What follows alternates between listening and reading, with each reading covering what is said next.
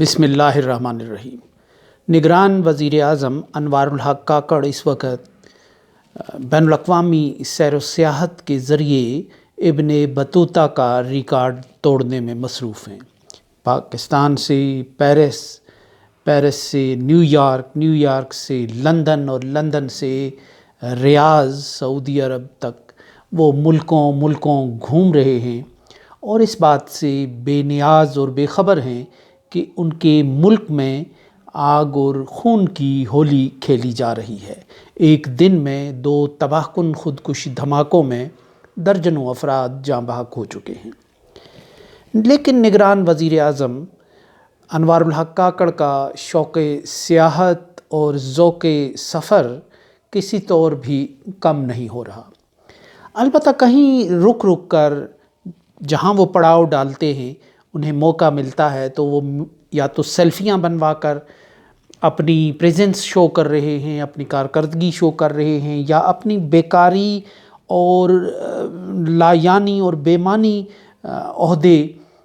اور اس سسٹم میں بالکل ایک 12ویں کھلاڑی ہونے کا وہ اس طرح اعلان کرتے ہیں، یا پھر کبھی وہ میڈیا کے سامنے کوئی ایسی شرلی چھوڑ دیتے ہیں کہ جس سے یہاں بحث چلتی رہتی ہے اور آنے والے موسموں کے تیور بھی لوگوں کو پتہ چلتے ہیں۔ ایسی ہی ایک شرلی انہوں نے BBC اردو کے ساتھ لندن میں بات چیت کرتے ہوئے چھوڑی۔ ان کا یہ کہنا تھا کہ عمران خان اس وقت ریاست سے کے مد مقابل ہیں، یعنی ریاست سے وہ لڑ رہے ہیں۔ دوسرا ان سے جب یہ پوچھا گیا کہ کیا پاکستان میں کسی پارٹی کو باہر رکھ کر جو انتخابات ہوں گے کیا اس سے بحران پیدا ہوگا، یعنی سیدھی اور صاف لفظوں کی بات یہ ہے کہ عمران خان کو یا ان کی جماعت کو انتخابات سے باہر رکھ کر جو انتخابات کرائے جائیں گے کیا ان کے نتیجے میں کوئی بحران پیدا ہو سکتا ہے۔ تو انوار الحق کاکڑ نے اپنے روایتی تو کیا ہوا کے انداز میں اس کا جواب دیا کہ وہ ایک نگران وزیر اعظم ہیں اور نگران حکومت کی ذمہ داری صرف الیکشن کرانا ہوتا ہے، اور یہ ان کی ذمہ داری نہیں ہے کہ بحران کو روکنا یا بحران کو پیدا کرنا، یہ ان کی ذمہ داری نہیں ہے۔ کوئی بحران اگر پیدا ہوتا ہے تو یہ ریاست اور معاشرے کی ذمہ داری ہوگی۔ دوسرے لفظوں میں وہ اس ساری صورتحال سے، یعنی عمران خان کو مائنس کر کے ہونے والے انتخابات کے مضمرات، اثرات اور اس کی جو نتائج ہیں ان سے خود کو بری الذمہ کر رہے ہیں، اور اس نقطے پر آ کر وہ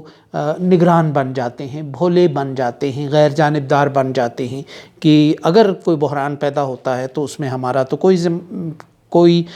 رول نہیں ہوگا، ہمارا رول تو انتخابات تک محدود ہے۔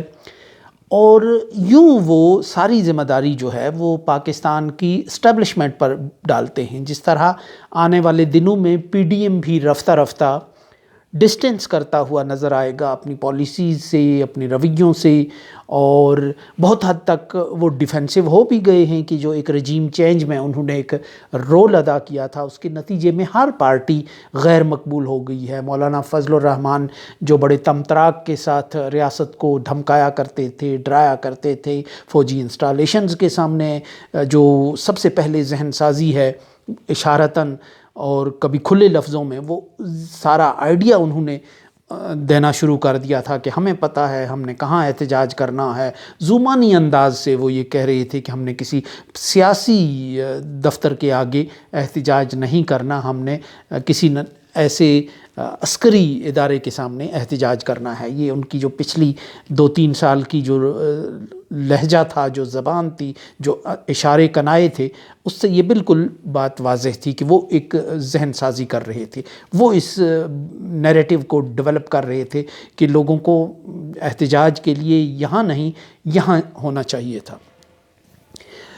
ان کی مقبولیت بھی کم ہو گئی۔ نون لیگ تو ہوا میں معلق ہو گئی، جو پنجاب میں دہائیوں سے ایک راج کرتی آ رہی تھی، پیپلز پارٹی کو منظر سے غائب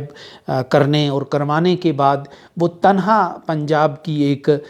رائے عامہ کی حمایت کہ مزے لے رہی تھی، مزے لوٹ رہی تھی،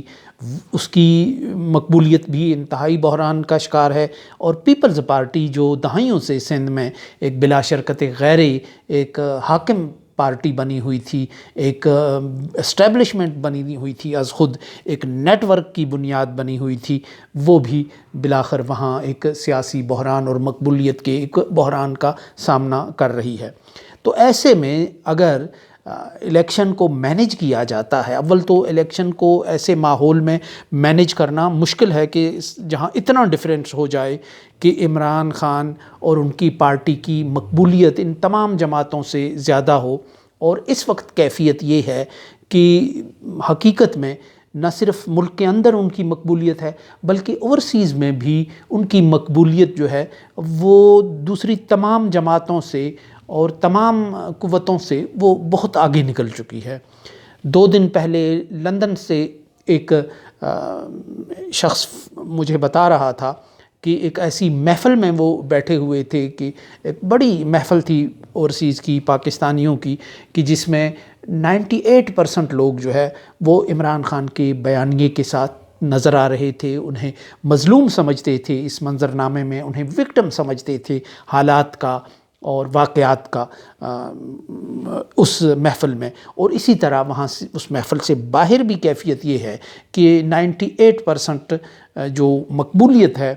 جو ہمدردی ہے، وہ عمران خان کے حصے میں آ رہی ہے۔ اسی طرح ایک فوجی یا نیم فوجی تعلیمی ادارے کا احوال بھی ایک طالب علم سنا رہا تھا 2 دن پہلے کہ ان کی کلاس میں ایک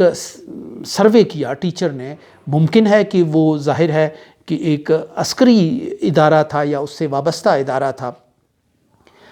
تو کسی پرپز کے تحت یہ بات تو انہوں نے پوچھی ہو کہ ظاہر ہے کہ جو اسٹوڈنٹس ہوتے ہیں، بچے ہوتے ہیں کالج کے، یونیورسٹی کے، تو وہ گھریلو ایک اس رجحان سے پھر ایک طاقت لیتے ہیں یا اس سے وہ آگے پھر ان کا ایک شعور جو ہے وہ ڈیولپ ہوتا ہے یا اس رجحان پہ ان کا رجحان قائم ہوتا ہے۔ تو یہ دیکھنے کے لیے انہوں نے پوچھا کہ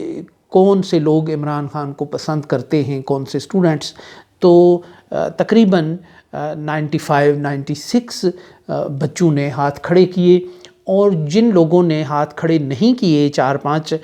بچوں نے، یہ 40-50 لوگوں کی اسٹوڈنٹس کی کلاس تھی، اور ان میں جو 4-5 تھے ان میں سے 2 نے ازراہ تفنن یہ کہا کہ حل صرف جماعت اسلامی ہے، اور جو باقی لوگ تھے جو 2-3 تھے ان کا کہنا تھا کہ ہم کسی جماعت کو ووٹ نہیں دیں گے، اور خود کو ڈسٹنس انہوں نے اس ساری صورتحال سے کیا۔ بات یہ ہے کہ یہ پاکستان کے اس وقت کے سیاسی رجحانات کو ظاہر کرتی ہے، اور یہ وہ کیفیت ہے، یہ وہ مقام اور وہ معیار ہے حالات کا کہ جہاں صورتحال کو مینیج نہیں کیا جا سکتا، اور ایک آس امید پہ، ایک بدلتے ہوئے موسم کی امید پہ لمحات کو ٹالا جا رہا ہے، وقت کو ٹالا جا رہا ہے، یہ کہ عمران خان شاید اس کے حساب جواب دے جائیں اور وہ کسی جہاز میں کسی روز بیٹھ کر باہر نکلنے کا فیصلہ کرے۔ اور یہ ایک ایسی خود فریبی ہے کہ جس خود فریبی نے آج 2 سال سے بہت سے لوگوں کو اپنی لپیٹ میں لے رکھا ہے، اور لیکن وہ منزل نہیں آتی کہ جس کی امید پر وہ یہ سارے فیصلے کرتے ہوئے نظر آ رہے ہیں۔ اور عمران خان ایک ایسے مرد آہن کے طور پر ابھر رہا ہے، نہ صرف پاکستان کے اندر بلکہ پاکستان کے باہر، پاکستانیوں میں ہی نہیں بلکہ دنیا بھر کے ایک عالمی منظر پر وہ ایک طاقتور اور ایک اٹوٹ اور اٹل قسم کے ارادے کا حامل ایک عالمی رہنما کے طور پر اس کا ایک سراپا بنتا جا رہا ہے۔ یعنی جتنا وہ کرکٹ میں مشہور تھا، اتنا ہی سیاست کے اس مشکل فیز نے اس کو مشہور کر دیا ہے دنیا میں، اور دنیا میں اسے ایک بہادر اور ایک دیانتدار لیڈر کے طور پر دیکھا جا رہا ہے، اور بالکل ایسے دیکھا جا رہا ہے کہ وہ مغرب کو اور یورپ کو للکارنے اور ان کے آگے سر نہ جھکانے کی پاداش میں اس کو ان حالات کا سامنا کرنا پڑا ہے۔ اور یعنی جیسے کہ لاطینی امریکہ کے، جیسے کہ ایران میں محمد مصدق کے اور بہت سے لیڈروں کو جس انجام کا سامنا کرنا پڑا تھا اور جس بنیاد پر کرنا پڑا تھا، اسی سلسلے کا یہ بھی ایک حصہ ہے۔ سو ایسے میں وزیر اعظم انوار الحق جو یہ کہہ رہے ہیں کہ عمران خان کا مقابلہ ریاست سے ہے، حقیقت میں یہ ایک انتہائی خطرناک مائنڈ سیٹ ہے۔ یعنی یہ کہ ریاست اور حق، جو سچ اور حق ہے وہ یہ ہے کہ ریاست اور عوام کو آمنے سامنے لایا جا رہا ہے۔ یعنی اس ملک کے عوام کی اکثریت ایک رخ پر جا رہی ہے، ایک سوچ رکھ رہی ہے، لیکن آپ اس کو ریاست کے مقابل لا رہے ہیں، یعنی پبلک کو آپ ریاست کے آمنے سامنے لا رہے ہیں۔ عمران خان اس وقت ایک جماعت اور ایک فرد نہیں، رائے عامہ کی غالب اکثریت کا نمائندہ ہے، اور اس کو مینیج کرنے کے لیے، یعنی یہ دور جو آج گزر رہا ہے، ہر لیڈر کا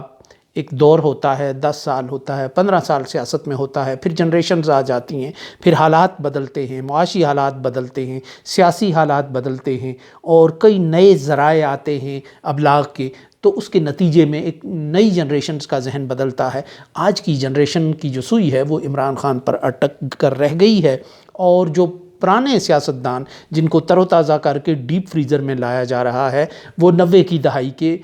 کسی حد تک اپنے دور کے مقبول سیاستدان تھے، انہیں اس سے بھی پہلے ان کی مقبولیت کا جو دور تھا وہ گزر چکا ہے۔ تو اب عمران خان کو اگر آپ مینیج کرتے ہیں تو اول تو وہ مینیج ہوگا ہی نہیں، اور اس مینجمنٹ میں کوئی غلطی ہو سکتی ہے، کوئی بہت بڑا بلنڈر ہو سکتا ہے،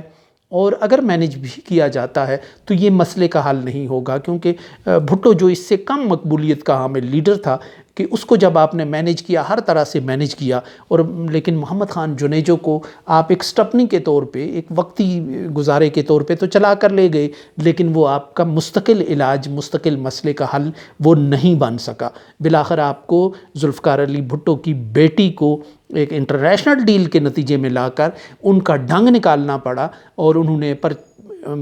جو امریکہ کا پرچم ہے اس کو جلانے سے منع کر دیا، اپنے کارکنوں کو امریکہ کے خلاف نعرے لگانے سے منع کر دیا، تو بالآخر آپ نے ان کو ایک مینیجڈ اقتدار دے دیا، جزوی اقتدار دے دیا۔ تو اسی طرح جتنے بھی تجربات ماضی میں ہوتے رہے ہیں، تو ان میں یہ حقیقتوں سے منہ چرانا یا نظریں چرانا یہ مسئلے کا حل نہیں ہوتا ہے، بلکہ مسئلے کا حل یہ ہوتا ہے کہ جو مسئلہ پیدا ہو چکا ہے اس کو اعتماد کے ساتھ اس کا سامنا کیا جائے، اور حکمت کے ساتھ، تدبر کے ساتھ، معاملہ فہمی کے ساتھ اس مسئلے کو حل کیا جائے۔ لیکن ابھی تک پاکستان کی جو ریاست ہے وہ کسی ایسے بیرونی دباؤ میں آ کر رہ گئی ہے، غیر معمولی قسم کے دباؤ میں، کہ جس کی بنیاد پر وہ فیصلے کر کے اس بحران کو طویل تر کرتی نظر آ رہی ہے، لیکن یہ بحران کسی بھی وقت کسی اور خوفناک انداز میں بھی ظاہر ہونے کے امکانات اور خطرات و خدشات موجود ہیں۔